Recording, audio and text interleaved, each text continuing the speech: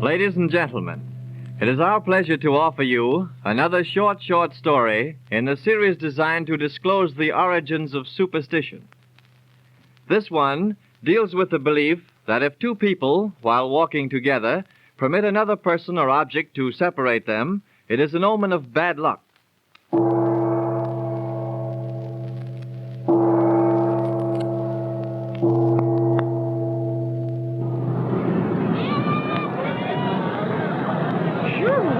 It was surely hot in that theater, wasn't it, Harold? I should say it was, Julia. It feels nice outside, though, doesn't it? Yes, it's a lovely night. Let's walk home, shall we? Oh, are you sure it won't tire you, dear? Oh, no, of course not. I'd love it. All right, let's go then. Oh, look out, Harold, don't! Oh, what's the matter? Oh, you let that woman walk right between us. Why didn't you stay alongside of me and let her go around us? My darling, what's the difference? Difference? Why, don't you know that means we'll quarrel or have some bad luck? Hey, don't tell me you're superstitious, Julia. Well, not about most things, Harold, but I am about that. But it's utterly absurd, Julia. That belief was just the result of ignorance, nothing more. You see, in ancient times, people believed stones, plants, and almost everything to be endowed with powers of good or evil, and consequently, they were always finding signs and omens in anything unusual or strange that happened to them. Why, Harold, you sound as if you know how that very superstition started. That's just exactly it. I do. Really?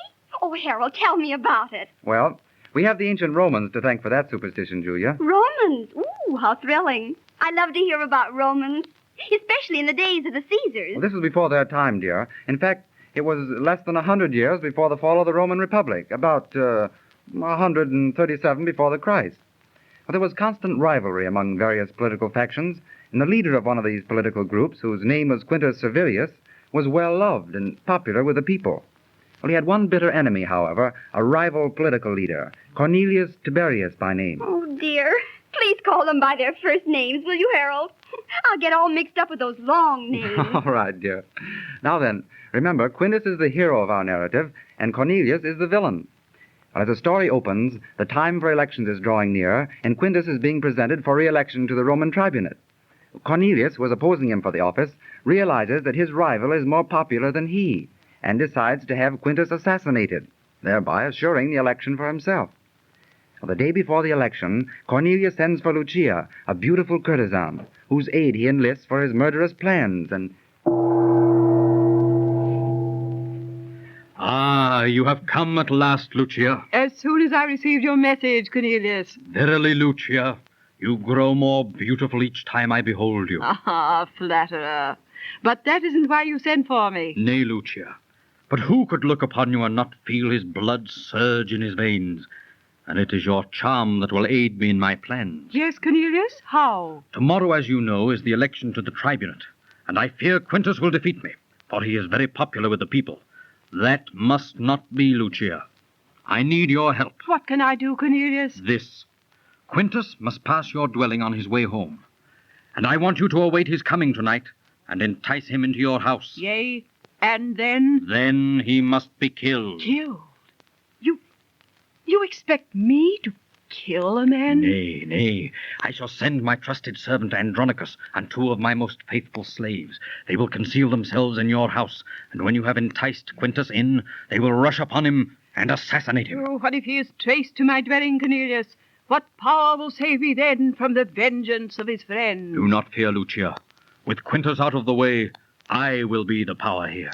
Besides, in the dark of the night, Andronicus and the slaves will remove the body, so you will be safe. You are sure of that, Cornelius? Very sure, Lucia. You need not fear. 'Tis well, then. I will carry out your wish. Splendid. I knew that you would help me, fair Lucia. And when I have attained the power I seek, you shall share it with me. Ah, you are most generous, dear Cornelius. But I must go now to adorn myself. I must look irresistibly seductive, so that I will not fail you. You must not fail, Lucia. Yes, go now, and I will send Andronicus and the slaves to your home before sunset. Fare thee well, Lucia. Fare thee well.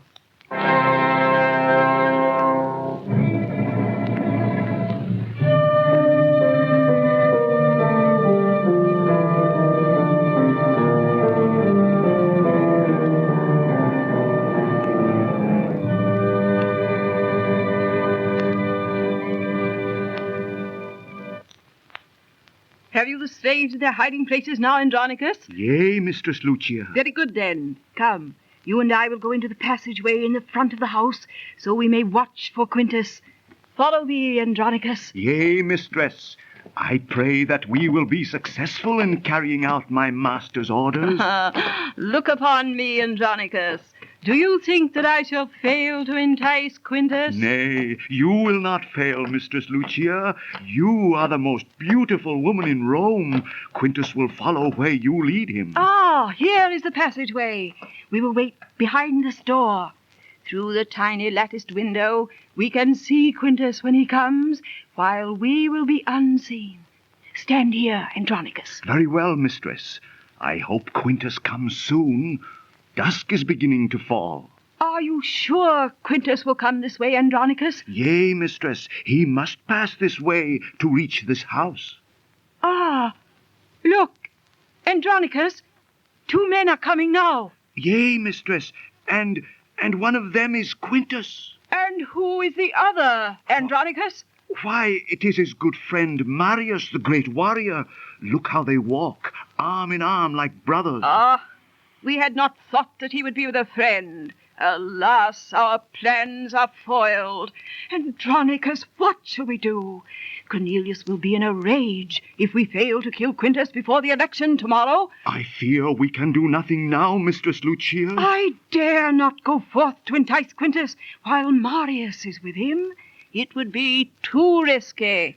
There is only one thing to do, then. What is that, Andronicus? I shall have to call the slaves so that we can follow Quintus and Marius.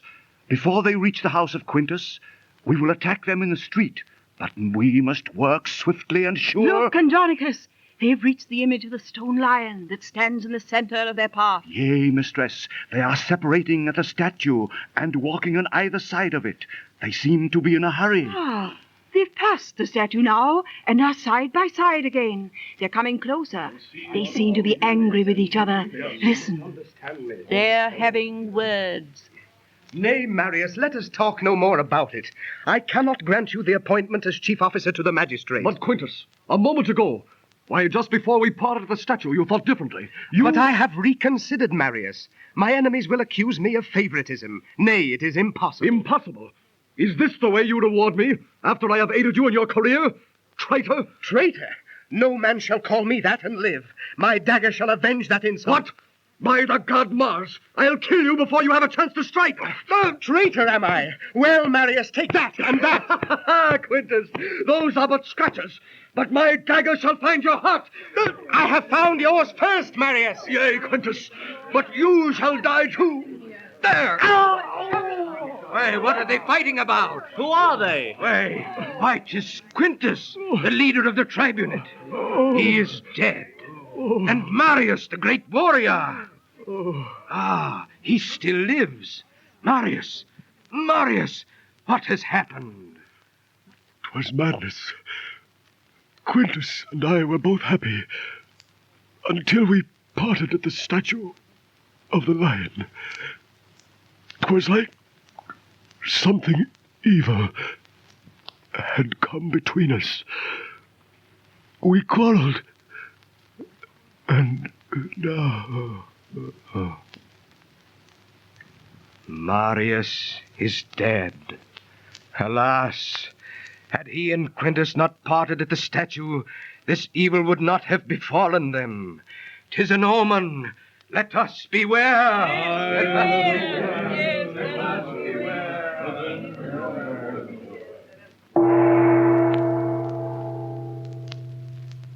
And so, because of the death of these two prominent men, people came to the conclusion that by allowing an object or anybody to come between two persons, it would cause a quarrel or some bad luck.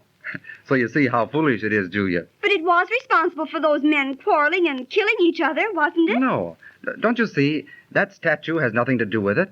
They would have quarreled anyway, because Quintus had refused to give Marius the position he wanted. If they hadn't killed each other, they would have been murdered by the servants of Cornelius. Now, is that clear? Well, yes, but... Oh, good heavens. There's Bert waiting in front of my house. Yeah, so I see. Now, what's he doing around here? Well, I forgot. I promised to see him tonight. Yeah, you did. Well, that's fine. Here you are engaged to me and making dates with other boyfriends. But you don't understand, Harold. I don't. Well, let me tell you. Harold, don't you dare talk to me like that. I'll talk to you as I... That's enough. Don't you ever speak to me again. Good night. You brute! So that's the way you feel. Well, it's all right with me. Good night.